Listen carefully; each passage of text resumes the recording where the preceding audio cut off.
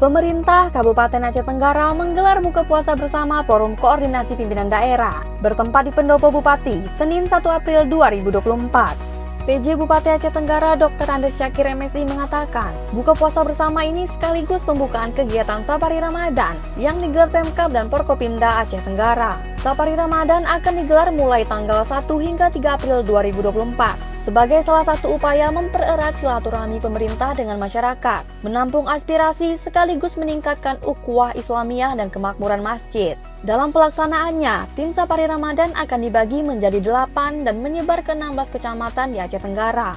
Pada Safari Ramadan juga akan dilakukan pemberian santunan bagi sebanyak 2.100 anak yatim, pemberian bantuan masjid, serta santunan kepada 4 mazhab sebanyak 4.745 yang terdiri atas fakir, miskin, fisabilillah, dan ghorimin. Pertama, kegiatan kita pada malam ini adalah buka puasa bersama dengan tim Safari Ramadan beserta juga Forkopimda dan instansi terkait lainnya. Kegiatan kita ada ini juga sekaligus adalah pembukaan Safari Ramadan yang rencananya kita laksanakan mulai malam besok dan malam lusa, tanggal 2 dan tanggal 3 April. Dan ini kegiatan tahunan yang kita laksanakan.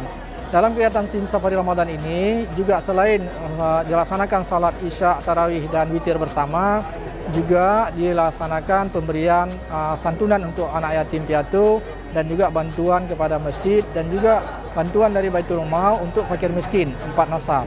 Nah, untuk anak yatim ada sekitar 2.100 orang anak yatim yang diberikan, sedangkan masjid ada 16 masjid. Sedangkan untuk fakir miskin nasab ada sekitar 4.000-an lebih, nggak ada datanya di Baitul Mal. Nah, kegiatan ini diharapkan selain untuk memupuk silaturahmi dan juga menampung aspirasi dari masyarakat, juga memupuk kepedulian sosial kita kepada fakir miskin, anak yatim, dan juga untuk mendukung kelancaran operasional masjid.